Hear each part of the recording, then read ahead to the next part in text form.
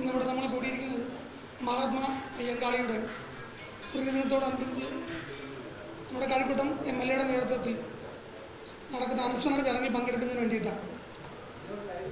1941 June മാസം 18-ാം തീയതിയാണ് അദ്ദേഹം നമ്മെ വിട്ടുപിരിഞ്ഞു പോയത്.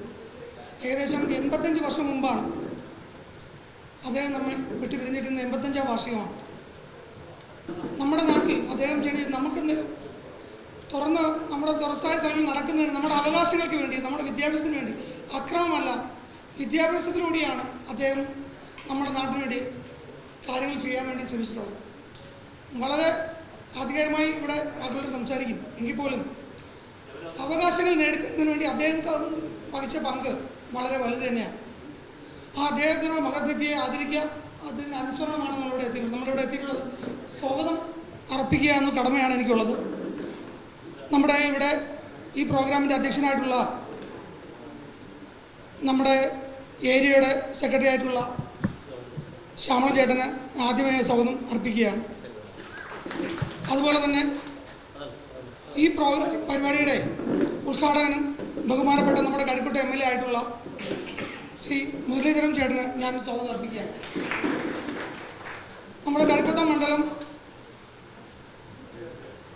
പ്രസിഡൻ്റായിട്ടുള്ള സുനിൽ ചോട്ടുവിനും ഞാൻ സ്വാഗതം അർപ്പിക്കുകയാണ്.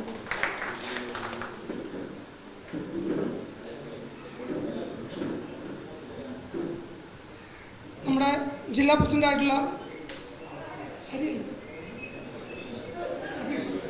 അജീഷ് ചേട്ടനും ഞാനത് സ്വാഗതം പറയുകയാണ്. അതുപോലെ തന്നെ നമ്മുടെ സംസ്ഥാന സമിതി അംഗം, സംസ്ഥാന കൗൺസിൽ അംഗമായിട്ടുള്ള BG വിഷ്ണു, അതുപോലെ തന്നെ നമ്മുടെ മുൻ കൗൺസിലറായിട്ടുള്ള ഗായത്രി, ഇവിടെ എത്തിയിട്ടുള്ള എല്ലാ കാര്യകർത്താക്കൾക്കും ഇവിടെ സ്വാഗതം ചെയ്തുകൊണ്ട് നമ്മുടെ അധ്യക്ഷൻ പ്രസംഗത്തിനായി നമ്മുടെ സുഖവും ചേട്ടൻ ശ്രമിച്ചു.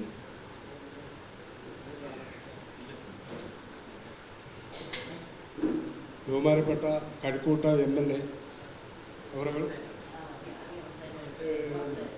മണ്ഡലം പ്രസിഡന്റ് കഴക്കൂട്ടം മണ്ഡലം പ്രസിഡന്റ് സുനിൽ ചേട്ടു, പിന്നെ കരിക്കകം അനീഷ്, കോഴിക്കോട് കൗൺസിലർ ദിബുരാജ്, ദീപു, സംസ്ഥാന കമ്മിറ്റി ദീപു, BG വിഷ്ണു, മുൻ കൗൺസിലർ ഗായത്രി ദേവി. മഹാത്മാ അയ്യങ്കാളിയുടെ 85ാമത് സ്മൃതിദിനമാണ് ഇന്ന് ആചരിക്കുന്നത്. അയ്യങ്കാളി നേരിലെ BJPയുടെ നേതൃത്വത്തിൽ ഈ പരിപാടി നല്ലൊരു വിജയപ്രദമാക്കാൻ വേണ്ടിയാണ് നമ്മളിന്ന് കൂടിയിരിക്കുന്നത്. അതിൻ്റെ ഉദ്ഘാടനത്തിനായി ആദ്യമായിട്ട് ഈശ്വര പ്രാർത്ഥന, ഒരു നിമിഷം ഈശ്വര പ്രാർത്ഥന.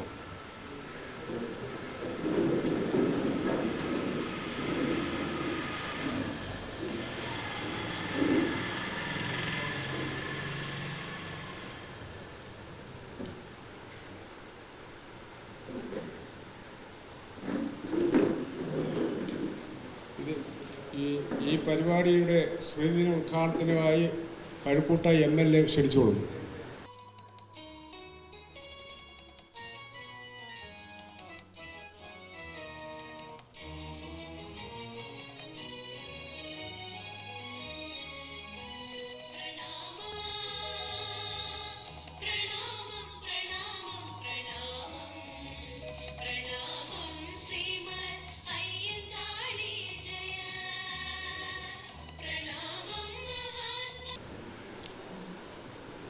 ഇന്ന്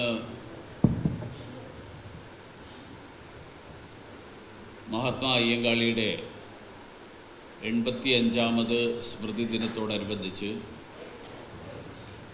അയ്യങ്കാളി നഗറിൽ സംഘടിപ്പിച്ചിട്ടുള്ള ഈ പരിപാടിയിൽ വേദിയിൽ അധ്യക്ഷത വഹിക്കുന്ന നമ്മുടെ കൗൺസിലർ ശ്രീ ദീപുരാജ്,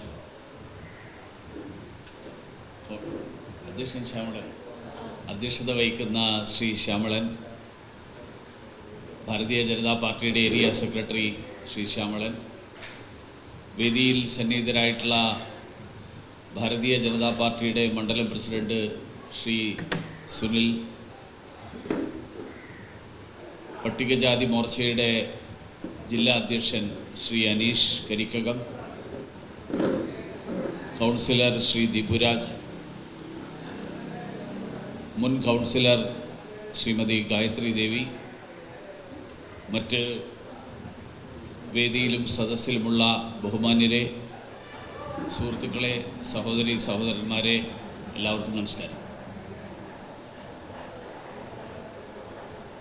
ഇന്ന് ചരിത്രത്തിൽ സുവർണ ലിപികളിൽ എഴുതപ്പെടുന്ന ഒരു ദിവസമാണ്. കാരണം കേരളത്തിൻ്റെ നവോത്ഥാന ചരിത്രത്തിൽ നിർണായകമായിട്ടുള്ള സംഭാവനകൾ നൽകിയിട്ടുള്ള മഹാത്മാ അയ്യങ്കാളിയുടെ സ്മൃതി ദിനം ആചരിക്കുന്ന ദിവസമാണ്. കേരളത്തിലും നമ്മുടെ രാജ്യത്തും കഴിഞ്ഞ നൂറ്റാണ്ടുകളിൽ നിരവധി മഹാത്മാക്കൾ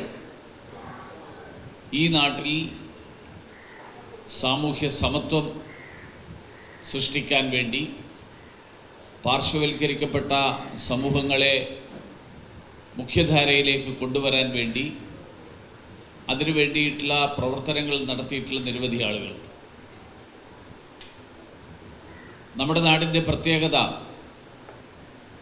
ജനനത്തിൻ്റെ അടിസ്ഥാനത്തിൽ ആരെയും ഭേദഭാവത്തോടുകൂടി കാണേണ്ട ആവശ്യമില്ല എന്ന് വിശ്വസിക്കുന്ന ഒരു പാരമ്പര്യത്തിൽപ്പെടുന്ന ആളുകളാണ് നമ്മളെല്ലാവരും.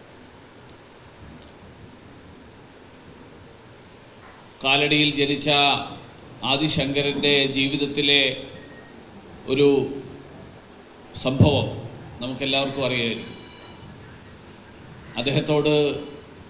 അദ്ദേഹം നടന്നു പോകുന്ന വഴിയിൽ എതിർവശത്തു നിന്ന് വന്ന അധസ്ഥിത വിഭാഗത്തിൽപ്പെടുന്നു എന്ന് കരുതപ്പെടുന്ന ഒരാളോട് മാറിപ്പോ എന്ന് പറഞ്ഞപ്പോൾ ശങ്കരാചാര്യരോട് തിരിച്ചു ചോദിച്ചു എന്നാണ് പറയുന്നത്, ആരാണ് മാറേണ്ടത്, ഈ ശരീരമാണോ അതോ ഈ ശരീരത്തിനുള്ളിലുള്ള ആത്മാവാണോ? ശങ്കരാചാര്യർക്കുൾപ്പെടെ ആ കാലത്തുള്ള ജാതി വ്യവസ്ഥയും അതിൻ്റെ പേരിലുള്ള തൊട്ടുകൂടായ്മയും തീണ്ടിക്കൂടായ്മയും അതിൻ്റെ അർത്ഥശൂന്യത സമൂഹത്തിന് ബോധ്യമാകാൻ വേണ്ടിയിട്ടുള്ളൊരു കഥയായിട്ട് സാധാരണ ഇത് പറയാറുണ്ട്. കാരണം നമ്മളെല്ലാവരും ജനിക്കുന്നത് മനുഷ്യരായിട്ടാണ്. നമ്മളിൽ എല്ലാവരിലും ഈശ്വരൻ്റെ ചൈതന്യം കുടികൊള്ളുന്നു. ആ ഈശ്വരൻ്റെ ചൈതന്യം നമ്മളിൽ എല്ലാവരും കുടികൊള്ളുമ്പോൾ അത് ജനിച്ച ആരുടെ മകനായിട്ട് ജനിച്ചു എന്നുള്ളതിൻ്റെ അടിസ്ഥാനത്തിൽ ഒരാൾ ഉയർന്നതും മറ്റൊരാൾ താഴ്ന്നതും എന്ന് കണക്കാക്കാൻ സാധ്യമല്ല എന്നുള്ളത് ആധുനിക കാലത്തെ കണ്ടെത്തലല്ല. നമ്മുടെ നാട്ടിൽ നൂറ്റാണ്ടുകളായിട്ട് ഭാരതീയ സംസ്കാരം, ആ സംസ്കാരം ഉയർത്തിപ്പിടിക്കുന്ന ആശയമാണ്. അതുകൊണ്ടാണ് നമ്മുടെ ശ്രീനാരായണ ഗുരുദേവൻ്റെ ജീവിതം നമ്മൾ ഓർമ്മിപ്പിക്കുന്നത് അതുതന്നെയാണ്. ശ്രീനാരായണ ഗുരുദേവൻ അരുവിപ്പുറത്ത് ശിവപ്രതിഷ്ഠ നടത്തിയപ്പോൾ പലരും നെറ്റിച്ചുളിച്ച ആൾക്കാരുണ്ടായിരുന്നു ആ കാലത്ത്. ഗുരുദേവൻ പറഞ്ഞു, ഞാൻ എൻ്റെ ശിവനെയാണ് പ്രതിഷ്ഠിച്ചത്. അപ്പോൾ ജനനത്തിൻ്റെ അടിസ്ഥാനത്തിൽ മനുഷ്യനെ വേർതിരിച്ച് കാണാനാവില്ല. പ്രപഞ്ചത്തിലെ എല്ലാ ശക്തിയിലും എല്ലാ വ്യക്തിത്വങ്ങളിലും എല്ലാറ്റിലും കുടികൊള്ളുന്നത് ഒരേ ഈശ്വരൻ്റെ ചൈതന്യമാണ്. അത് മനുഷ്യരിൽ മാത്രമല്ല, ചരാചരങ്ങളിൽ മുഴുവൻ, പക്ഷിമൃഗാദികളിലും വൃക്ഷലതാദികളിലും ഒക്കെ കുടികൊള്ളുന്നത് ആ ചൈതന്യമാണ് എന്ന് വിശ്വസിച്ച ഒരു പാരമ്പര്യമാണ് നമുക്കുണ്ടായിരുന്നത്. പക്ഷെ ദൗർഭാഗ്യവശാൽ ഇടക്കാലത്ത് ധാരാളം ജീർണതകൾ ഉണ്ടായി. മനുഷ്യനെ വർണ്ണത്തിൻ്റെ പേരിൽ, ജാതിയുടെ പേരിൽ, ജനനത്തിൻ്റെ പേരിൽ, അതിൻ്റെ പേരിലൊക്കെ മാറ്റി അതിൻ്റെ പേരിൽ ഭേദഭാവം കാണിക്കുന്ന ഒരു സാഹചര്യമുണ്ടായി. അങ്ങനെ ഒരു സാഹചര്യം ഉണ്ടായപ്പോൾ ആ സാഹചര്യം ഒരു അബദ്ധ സഞ്ചാരമാണ്, അത് തെറ്റായിട്ടുള്ള ഒരു പോക്കാണ്, അത് വഴിതെറ്റിയുള്ള പോക്കാണ് എന്ന് ചൂണ്ടിക്കാണിച്ചുകൊണ്ട് നമ്മുടെ സമൂഹത്തെ നേരായ പാതയിലേക്ക് നയിക്കുകയാണ് നമ്മുടെ നാട്ടിൽ തന്നെ ജനിച്ച് ജീവിച്ച മഹാത്മാക്കളായിട്ടുള്ള നിരവധി ആളുകൾ ചെയ്തത്. അവർ പല മാർഗങ്ങൾ അവലംബിച്ചു.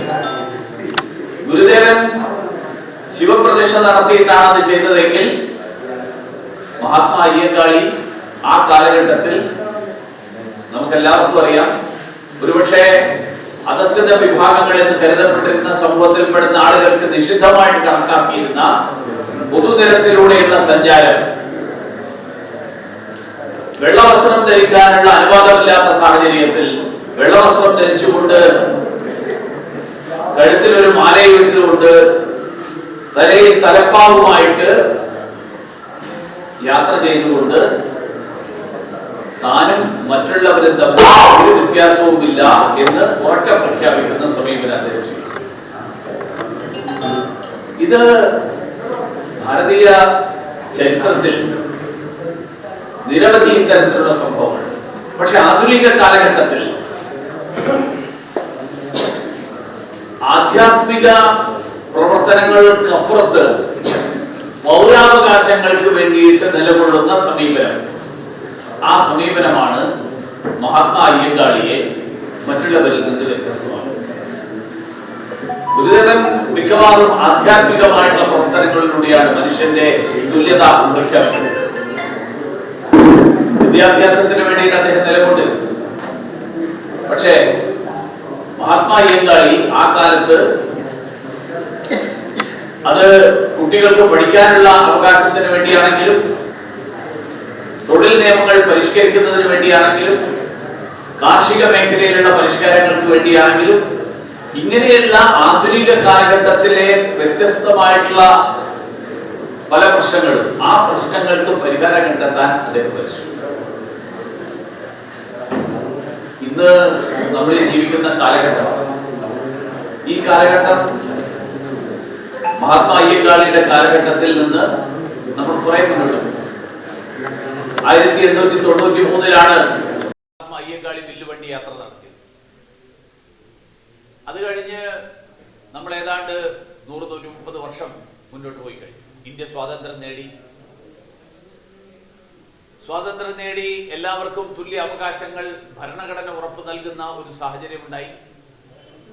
പക്ഷേ ഭരണഘടന ഉറപ്പു നൽകുന്ന സാഹചര്യങ്ങൾ അത് ഭരണഘടനയുടെ പുസ്തകത്തിലും പ്രഖ്യാപനങ്ങളിലും മാത്രമായിട്ട് ദീർഘകാലം അങ്ങനെ തന്നെ നിലനിന്നു. അതിലൊരു മാറ്റമുണ്ടായത്, പല കാര്യങ്ങളിലും മാറ്റമുണ്ടായത് 2014 ശ്രീ നരേന്ദ്രമോദി ഭരണത്തിലേറിയതിനു ശേഷമാണ്. 2014 അദ്ദേഹം ഭരണത്തിലേറിയപ്പോൾ ആദ്യം ചെയ്തൊരു കാര്യം, ഈ രാജ്യത്തെ എല്ലാവർക്കും ബാങ്ക് അക്കൗണ്ടുകൾ ഉണ്ടാവുക. ഈ നാട്ടിലെ സാധാരണക്കാരായിട്ടുള്ള ആളുകൾ, പ്രത്യേകിച്ച് പാർശ്വവൽക്കരിക്കപ്പെട്ടുള്ള സമൂഹങ്ങളിൽ പെടുന്ന ആളുകൾ, അങ്ങനെയുള്ള ആളുകൾക്ക് ബാങ്കിന്റെ വരാന്തയിൽ പോലും കയറി നിൽക്കാനുള്ള സാഹചര്യമില്ലാത്ത ഒരു സ്ഥിതി, ആ സ്ഥിതി ഇന്ത്യ സ്വാതന്ത്ര്യം നേടി 70 വർഷം കഴിഞ്ഞിട്ടും ഉണ്ടായിരുന്നു എന്ന് പറഞ്ഞാൽ ഒരുപക്ഷെ ഇന്ന് നമുക്ക് വിശ്വസിക്കാൻ സാധിക്കില്ല. ഏതാണ്ട് 60 കോടി ബാങ്ക് അക്കൗണ്ടുകളാണ് ഈ നാട്ടിൽ എല്ലാവർക്കും ബാങ്ക് അക്കൗണ്ട് ഉണ്ടാവുക എന്നുള്ള തീരുമാനമെടുത്തുകൊണ്ട് മുഴുവൻ ആളുകൾക്കും ബാങ്ക് അക്കൗണ്ടുകൾ തുടങ്ങാൻ വേണ്ടിയിട്ട് നരേന്ദ്രമോദി സർക്കാർ തീരുമാനമെടുത്തപ്പോൾ, ആ തീരുമാനം പ്രാവർത്തികമാക്കിയപ്പോൾ ഏതാണ്ട് 60 കോടി ആളുകളാണ് പുതുതായിട്ട് ബാങ്ക് അക്കൗണ്ട് തുടങ്ങിയത്. എന്ന് പറഞ്ഞാൽ അതിനർത്ഥം 60 ഈ രാജ്യത്തെ ജനസംഖ്യയുടെ പകുതിയോളം ആളുകൾക്ക് ബാങ്ക് അക്കൗണ്ട് ഇല്ലായിരുന്നു എന്നുള്ളതാണ്. അപ്പോ ഒരു സമൂഹത്തിന്റെ മുഖ്യധാരയിൽ നിന്ന് പൊതുനിരത്തുകളിൽ യാത്ര ചെയ്യാൻ പാടില്ലാത്ത നിഷിദ്ധമായിട്ടുള്ള ഒരു സാഹചര്യം അന്നുണ്ടായിരുന്നെങ്കിൽ ഇന്നത്തെ കാലഘട്ടത്തിൽ സാമ്പത്തിക മേഖലയിലെ പൊതുനിരത്താണ് ബാങ്ക് അക്കൗണ്ട്. സാമ്പത്തിക മേഖലയിൽ തനിക്ക് ബാങ്കിൽ പോവുക, അക്കൗണ്ടിൽ പണം സൂക്ഷിക്കുക, ആവശ്യമുള്ളപ്പോൾ പിൻവലിക്കുക, തനിക്ക് സർക്കാരിന്റെ ആനുകൂല്യങ്ങൾ നേരിട്ട് തന്റെ തന്നെ അക്കൗണ്ടിലേക്ക് എത്തുന്ന സാഹചര്യം ഉണ്ടാവുക, ഇതൊക്കെ നിഷിദ്ധമായിട്ടുള്ള, ഇതൊന്നും പ്രാവർത്തികമായിട്ടില്ലാത്ത ഒരു സാഹചര്യം. ആ സാഹചര്യമാണ് 2014 വരെ ഈ രാജ്യത്ത് നിലനിന്നിരുന്നത്. നരേന്ദ്രമോദി വന്നപ്പോ ആധുനിക കാലഘട്ടത്തിലെ വില്ലുവണ്ടി യാത്ര, ആ വില്ലുവണ്ടി യാത്രയാണ് ജൻധൻ അക്കൗണ്ടുകൾ തുടങ്ങാനുള്ള തീരുമാനമെടുത്തുകൊണ്ട് പ്രധാനമന്ത്രി നരേന്ദ്രമോദി നടപ്പിലാക്കി. ഈ നാട്ടിലെ സാധാരണക്കാർക്ക്, ഈ നാട്ടിലെ ഏറ്റവും പാവപ്പെട്ട ആളുകൾക്ക്, അങ്ങനെയുള്ള ആളുകൾക്ക് സ്വന്തമായിട്ട് സംരംഭങ്ങൾ തുടങ്ങാനുള്ള സാഹചര്യം നമ്മുടെ നാട്ടിൽ നിയമം മൂലം നിരോധിക്കപ്പെട്ടിരുന്നില്ല, പക്ഷെ പ്രാവർത്തികമായിരുന്നില്ല. എല്ലാവരും ആരുടെയെങ്കിലും കീഴിൽ ജോലി ചെയ്യുന്ന ഒരു സാഹചര്യം, പാർശ്വവൽക്കരിക്കപ്പെട്ടവരും അധസ്ഥിത വിഭാഗത്തിൽപ്പെടുന്നവരും ഒക്കെ ആയിട്ടുള്ള ആളുകൾ, അങ്ങനെയുള്ള ആളുകൾക്ക് ഞാൻ ആരുടെയെങ്കിലും സ്ഥാപനത്തിൽ ജോലി ചെയ്യുക എന്നല്ലാതെ എന്റേതായിട്ടുള്ള ഒരു സ്ഥാപനം ഉണ്ടാവുക, അങ്ങനത്തെ സ്ഥിതി സ്വാതന്ത്ര്യം കിട്ടി 70 കൊല്ലം കഴിഞ്ഞതിന് ശേഷവും അപൂർവമായിട്ട് മാത്രമേ ഉണ്ടായിരുന്നുള്ളൂ. പ്രധാനമന്ത്രി നരേന്ദ്രമോദി മുദ്രാ വായ്പകൾ ഈ നാട്ടിൽ എല്ലാവർക്കും, കാരണം എന്താ വ്യത്യാസം മറ്റുള്ളവരും നമ്മുടെ പിന്നോക്ക അധസ്ഥിത വിഭാഗങ്ങളിൽപ്പെടുന്ന ആളുകൾ തമ്മിലുള്ള വ്യത്യാസം? നമുക്ക് ഈട് വെക്കാൻ ഭൂമിയില്ലാത്തവർ, സാധാരണ വായ്പ എടുക്കണമെങ്കിൽ ബാങ്കിൽ ഈട് വെക്കണം. ഈട് വെക്കാൻ സ്വന്തമായിട്ടൊന്നും ഇല്ലാത്തവർക്കും വായ്പ കിട്ടുന്ന ഒരു സാഹചര്യം, അതാണ് മുദ്രാ വായ്പ മറ്റ് വായ്പകളിൽ നിന്ന് വ്യത്യസ്തമായിട്ടുള്ള ഒരു സ്ഥിതി. അങ്ങനെയുള്ള വായ്പ ബാങ്കിൽ പണം നിക്ഷേപിച്ചാൽ മാത്രമേ അക്കൗണ്ട് തുടങ്ങാൻ പറ്റുള്ളൂ എന്നുള്ളതാണ് ലോകത്തെല്ലായിടത്തും 2014 വരെ ഉണ്ടായിരുന്ന സാഹചര്യം. ബാങ്കിൽ പണം നിക്ഷേപിക്കാതെ അക്കൗണ്ട് തുടങ്ങാം, സീറോ ബാലൻസ് അക്കൗണ്ട്. ബാങ്കിൽ നിന്ന് നമുക്ക് മുഴുവൻ പണം പിൻവലിക്കാൻ പാടില്ല എന്നുള്ളതാണ് ബാങ്കിന്റെ നിയമം. നമുക്ക് ജൻധൻ അക്കൗണ്ടിൽ എനിക്ക് 500 രൂപ കിട്ടി, അത് അക്കൗണ്ടിൽ ഇട്ട് കഴിഞ്ഞാൽ അത് 500 രൂപയും എനിക്ക് പിൻവലിക്കാം, ബാക്കി അവിടെ വെക്കേണ്ട ആവശ്യം. ഇപ്പൊ സീറോ ബാലൻസ് അക്കൗണ്ട് എന്ന് പറയുന്ന ജൻധൻ അക്കൗണ്ടുകൾ, ഈടില്ലാത്ത വായ്പ നൽകുന്ന മുദ്രാ വായ്പകൾ, ഇതൊക്കെയാണ് ആധുനിക കാലഘട്ടത്തിലെ വില്ലുവണ്ടിയാണ്. മഹാത്മാ അയ്യങ്കാളി അന്ന് നടത്തിയ പുതിയ ഒരു പരിശ്രമം, പൊതുതരത്തിൽ സാധാരണക്കാർക്ക്, ഈ നാട്ടിലെ അധസ്ഥിത വിഭാഗത്തിൽപ്പെടുന്നവർക്ക്, ഈ നാട്ടിലെ പാർശ്വവൽക്കരിക്കപ്പെട്ട വിഭാഗങ്ങളിൽപ്പെടുന്ന ആളുകൾക്ക്, അങ്ങനെയുള്ളവർക്ക് പൊതുനിരത്തിൽ യാത്ര ചെയ്യാൻ കഴിയും, അതിനുള്ള അവകാശമുണ്ട് എന്ന് പ്രഖ്യാപിച്ചെങ്കിൽ ഇന്ന് ആധുനിക കാലഘട്ടത്തിൽ 2014 ശേഷം പ്രധാനമന്ത്രി നരേന്ദ്രമോദി സാമ്പത്തിക അവകാശങ്ങളുടെ പൊതുനിരത്തിൽ ഈ നാട്ടിലെ അധസ്ഥിതരായിട്ടുള്ള ആളുകൾക്ക്, ഈ നാട്ടിലെ പാർശ്വവൽക്കരിക്കപ്പെട്ടവർക്ക്, അവർക്കും മറ്റുള്ളവരെ പോലെ തന്നെയുള്ള അവകാശങ്ങളുണ്ട്, അവർക്കും മറ്റുള്ളവരെ പോലെ തന്നെയുള്ള ആ സാമ്പത്തിക അധികാരങ്ങളുടെ പൊതുനിരത്തിൽ യാത്ര ചെയ്യാനുള്ള സാഹചര്യം ഉണ്ടാക്കി കൊടുത്ത വ്യക്തിയാണ് ശ്രീമാൻ നരേന്ദ്രമോദി.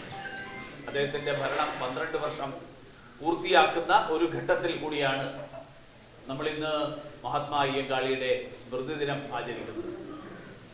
ധാരാളം പ്രശ്നങ്ങൾ ഇപ്പോഴും നമ്മുടെ നാട്ടിൽ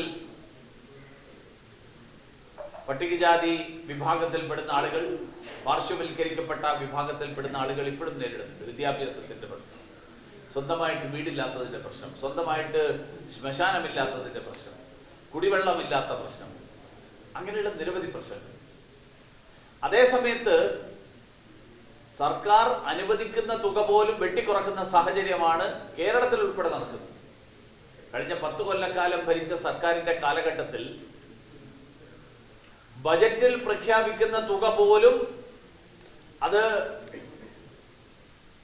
ആർക്ക് വേണ്ടിയാണോ അത് പ്രഖ്യാപിച്ചത് അവർക്ക് വേണ്ടിയിട്ട് ലഭ്യമാക്കാൻ ആക്കാത്ത സാഹചര്യം, പിന്നീട് വെട്ടിക്കുറക്കുന്ന സാഹചര്യം.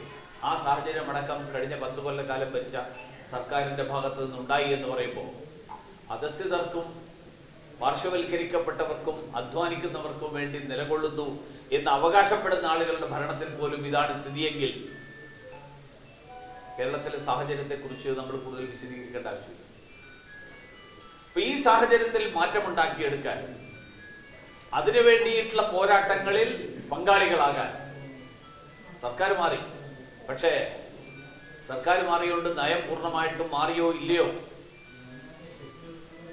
എന്നുള്ളത് അറിയണമെങ്കിൽ അതിന്റെ പ്രയോജനം നമുക്കെല്ലാവർക്കും ലഭിക്കുമ്പോൾ മാത്രമേ നമുക്കതിന്റെ നയത്തിൽ മാറ്റമുണ്ടായിട്ടുണ്ടോ എന്നുള്ളത് അറിയാൻ കഴിയൂ. ഭാരതീയ ജനതാ പാർട്ടിയും പട്ടികജാതി മോർച്ചയും ഈ നാട്ടിൽ എല്ലാവർക്കും തുല്യനീതി ഉറപ്പുവരുത്താൻ, എല്ലാവരെയും ഒരുമിച്ച് നിർത്താൻ, അതാണ് ഭാരതീയ ജനതാ പാർട്ടിയുടെയും പട്ടികജാതി മോർച്ചയുടെയും ലക്ഷ്യം. അതാണ് മുദ്രാവാക്യം. അതുകൊണ്ടാണ് പ്രധാനമന്ത്രി പറഞ്ഞത് സബ്കാ സാത്ത് സബ്കാ വികാസ്, എല്ലാവരോടും ഒപ്പം എല്ലാവരുടെയും വികസനം. സർക്കാരിന്റെ നിലപാട് ഏറ്റവും ബുദ്ധിമുട്ട് അനുഭവിക്കുന്ന ആളുകളോടൊപ്പമാണ് സർക്കാരിന്റെ താല്പര്യം ഏറ്റവും കൂടുതലായിട്ട് സർക്കാർ താല്പര്യമെടുത്ത് നിൽക്കേണ്ടത് എന്നുള്ള സമീപനം സ്വീകരിച്ചിട്ടുള്ള സർക്കാരാണ് പ്രധാനമന്ത്രി നരേന്ദ്രമോദിയുടെ സർക്കാർ. അതേസമയത്ത് കേരളത്തിന്റെ സാഹചര്യത്തിൽ ഈ അവകാശങ്ങൾ നമുക്ക് ലഭ്യമാകുന്നു എന്ന് ഉറപ്പുവരുത്താൻ വേണ്ടിയിട്ടുള്ള പോരാട്ടങ്ങൾ, ആ പോരാട്ടങ്ങളിൽ നമ്മൾ ഇനിയും സജീവമായിട്ട് പങ്കാളികളാകേണ്ടതുണ്ട്. സ്വാതന്ത്ര്യം കിട്ടി, നരേന്ദ്രമോദി സർക്കാർ ഭരണത്തിൽ വന്നു. പക്ഷേ നരേന്ദ്രമോദി സർക്കാർ നടപ്പിലാക്കുന്ന എല്ലാ പദ്ധതികളും കേരളത്തിൽ ഇപ്പോഴും നടപ്പിലാക്കാൻ തയ്യാറാകാത്ത ഒരു സർക്കാരാണ് കേരളത്തിൽ ഇപ്പോഴും ഭരിച്ചുകൊണ്ടിരിക്കുന്നത്. അതുകൊണ്ട് ഈ സാഹചര്യത്തിൽ മാറ്റം വരുത്താൻ വേണ്ടി നമുക്ക് അർഹമായിട്ടുള്ള, പ്രധാനമന്ത്രി നരേന്ദ്രമോദി പറഞ്ഞത് ഈ ക്ഷേമ പദ്ധതികൾ ആരുടെയും ഔദാര്യമല്ല. പണ്ട് കാലത്ത് അങ്ങനെ ഒരു സമീപനമാണ് സ്വീകരിച്ചിരിക്കുന്നത്. ഞാൻ നിങ്ങൾക്ക് വീട് തരുന്നു എന്ന് പറഞ്ഞാൽ ഞാൻ എന്തോ ഒരു വലിയ ഔദാര്യം കാണിക്കുന്നു എന്നാണ്. ഈ സർക്കാർ നടപ്പിലാക്കുന്ന ക്ഷേമ പദ്ധതികൾ ഒന്നും തന്നെ സർക്കാരിന്റെ ഔദാര്യമല്ല, ഭരിക്കുന്നവരുടെ ഔദാര്യമല്ല. പകരം ഈ നാട്ടിൽ എല്ലാവർക്കും തുല്യ അവകാശങ്ങൾ ഉറപ്പു നൽകുന്ന ഭരണഘടന, ആ ഭരണഘടനയുടെ വ്യവസ്ഥകൾ പ്രാവർത്തികമാക്കലാണ്. അതുകൊണ്ട് ഇത് ശാക്തീകരണത്തിന്റെ അവകാശം, ആ ശാക്തീകരണത്തിനുള്ള അവകാശത്തിന്റെ കാലഘട്ടത്തിലാണ് നമ്മൾ ജീവിക്കുന്നത്. ആ ശാക്തീകരണത്തിന്റെ അവകാശമാണ് ഈ ക്ഷേമ പദ്ധതികളിലൂടെ നടപ്പിലാകുന്നത് എന്ന് പ്രഖ്യാപിച്ചിട്ടുള്ള പ്രധാനമന്ത്രിയാണ് നരേന്ദ്രമോദി. അതുകൊണ്ട് ക്ഷേമ പദ്ധതികൾ ആരുടെയെങ്കിലും ഔദാര്യമാണ് എന്നുള്ള ധാരണയിൽ നിന്ന് മാറി ഇത് ഈ നാട്ടിലെ ഇന്ത്യൻ പൗരൻ എന്നുള്ള നിലയിൽ മറ്റുള്ളവർക്ക് എല്ലാവർക്കും ലഭ്യമാകുന്ന ഈ അവകാശങ്ങൾ, ഈ ലഭ്യമാകുന്ന ഈ കാര്യങ്ങൾ, ഇതെല്ലാം നമുക്കെല്ലാവർക്കും തുല്യ അവകാശമുണ്ട് എന്ന് പ്രഖ്യാപിക്കാനും അത് നടപ്പിലാക്കാനും വേണ്ടിയിട്ടുള്ള പരിശ്രമം, ആ പരിശ്രമമാണ് വരും ദിവസങ്ങളിൽ ഭാരതീയ ജനതാ പാർട്ടി നടത്താൻ പോകുന്നത്. ഈ മണ്ഡലത്തിൽ ഉൾപ്പെടെ അതിനു വേണ്ടിയിട്ടുള്ള നിരവധി പദ്ധതികൾ ആസൂത്രണം ചെയ്തുകൊണ്ടിരിക്കുകയാണ്. MLA എന്നുള്ള നിലയിൽ എല്ലാ നമ്മുടെ ഉന്നതികളിലും, നമ്മുടെ പാർശ്വവൽക്കരിക്കപ്പെട്ട സഹോദരന്മാരുടെ വാസസ്ഥലങ്ങളിലും, ആ സ്ഥലങ്ങളിൽ അടിസ്ഥാനപരമായിട്ടുള്ള ആവശ്യങ്ങൾ നിറവേറ്റപ്പെടുന്നു എന്ന് ഉറപ്പുവരുത്താൻ വേണ്ടിയിട്ടുള്ള പദ്ധതികൾ, ആ പദ്ധതികൾ നടപ്പിലാക്കാൻ വേണ്ടിയിട്ട് പ്രത്യേക മുൻഗണനയോടുകൂടി നടപ്പിലാക്കും. അതിനു വേണ്ടിയിട്ടുള്ള ശ്രമങ്ങളാണ് ആസൂത്രണം ചെയ്തുകൊണ്ടിരിക്കുന്നത് എന്നുകൂടി സൂചിപ്പിച്ചുകൊണ്ട് ഇന്നത്തെ ഈ ദിവസം നമുക്കെല്ലാവർക്കും മഹാത്മാ അയ്യങ്കാളി അദ്ദേഹത്തിൻ്റെ ജീവിതകാലത്ത് ഉയർത്തിപ്പിടിച്ച ആശയങ്ങൾ, ആ ആശയങ്ങൾ പ്രാവർത്തികമാക്കാൻ വേണ്ടിയിട്ട് ദൃഢപ്രതിജ്ഞ എടുക്കാനുള്ള ദിവസമാണ്. അദ്ദേഹത്തിൻ്റെ ഓർമ്മ പുതുക്കുന്നതിലൂടെ നമ്മൾ ഓരോരുത്തരും ചെയ്യേണ്ടത് എന്ന് സൂചിപ്പിച്ചുകൊണ്ട് ഞാൻ എൻ്റെ വാക്കുകൾ അവസാനിപ്പിക്കുന്നു. എല്ലാവർക്കും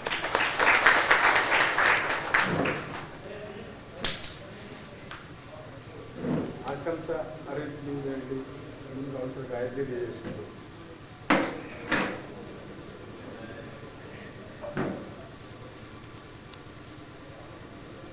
ഏറ്റവും ബഹുമാന്യനായ ഈ പരിപാടിയുടെ അധ്യക്ഷൻ, ഇവിടെ ഇന്ന് ഈ പരിപാടി ഉദ്ഘാടനം ചെയ്യുന്നതിന് എത്തിയിട്ടുള്ള നമ്മുടെ എല്ലാവരുടെയും പ്രിയങ്കരനായ MLA ശ്രീ V. മുരളീധരൻ അവർകൾ, കഴക്കൂട്ടം മണ്ഡലം പ്രസിഡന്റ് സുനിൽ ചോട്ടു, പൗടിക്കോണ വാർഡിന്റെ പ്രിയങ്കരനായ കൗൺസിലർ ദീപുരാജ്, കരിക്കകം അനീഷേട്ടൻ തുടങ്ങി ഇവിടെ എത്തിയിട്ടുള്ള ഏറ്റവും പ്രിയങ്കരരായ അയ്യങ്കാളി നഗറിലെ അമ്മമാരെ, സഹോദരങ്ങളെ, എല്ലാവർക്കും നമസ്കാരം. നമ്മളിന്നിവിടെ ഒത്തുകൂടിയിരിക്കുന്ന കാര്യത്തെ പറ്റിയും നമ്മുടെ ഈ ഒരു സാമൂഹിക ചുറ്റുപാടിൽ അയ്യങ്കാളി എന്ന് പറയുന്ന മഹാത്മാവിന്റെ പ്രാധാന്യത്തെ പറ്റിയൊക്കെ ബഹുമാന്യനായ MLA ഇവിടെ ആധികാരികമായി തന്നെ സംസാരിക്കുകയുണ്ടായി. വലിയൊരു പ്രസംഗത്തിന്റെ ആവശ്യകത ഈ പ്രദേശത്തെ സംബന്ധിച്ച് ഇല്ല എന്നുള്ളതാണ് ഞാൻ മനസ്സിലാക്കുന്ന കാര്യം. ഇവിടെ എത്തിയിട്ടുള്ള അമ്മമാരും സഹോദരങ്ങളും, നിങ്ങൾക്കറിയാം, കഴിഞ്ഞ 5 വർഷക്കാലം ഭാരതീയ ജനതാ പാർട്ടിയുടെ ഒരു കൗൺസിലർ എന്നുള്ള നിലയിൽ എന്നോടൊപ്പം നിന്ന് സഹകരിച്ച ഏറ്റവും പ്രിയങ്കരായവരാണ്. നേരത്തെ നമ്മുടെ ബഹുമാന്യനായ MLA പറഞ്ഞതുപോലെ തന്നെ നിരവധിയായിട്ടുള്ള ക്ഷേമ പദ്ധതികൾ, ലോകാരാധ്യനായ പ്രധാനമന്ത്രി നടപ്പിലാക്കിയ നിരവധി ക്ഷേമ പദ്ധതികൾ നമ്മുടെ ഈ പ്രദേശത്ത് ഒരു കൗൺസിലർ എന്നുള്ള നിലയിൽ ആ പരിമിതിക്കുള്ളിൽ നിന്നുകൊണ്ട് നിങ്ങളിൽ എല്ലാവരിലേക്കും എത്തിക്കുവാൻ ഞാനും എൻ്റെ പ്രസ്ഥാനവും ശ്രമിച്ചിട്ടുണ്ട്. അന്നൊക്കെ നമ്മുടെ ഭാഗത്ത് ഉണ്ടായിരുന്ന ചില രാഷ്ട്രീയപരമായിട്ടുള്ള ബുദ്ധിമുട്ടുകൾ കാരണം എനിക്കറിയാം ഈ പ്രദേശത്ത് നടക്കേണ്ടിയിരുന്ന വിവിധ പ്രവർത്തനങ്ങൾ, ഈ കമ്മ്യൂണിറ്റി ഹാളിന്റെ നവീകരണം ഉൾപ്പെടെ ഫണ്ട് അനുവദിച്ചിട്ടും നടക്കാത്ത ഒരു സാഹചര്യത്തിലായിരുന്നു.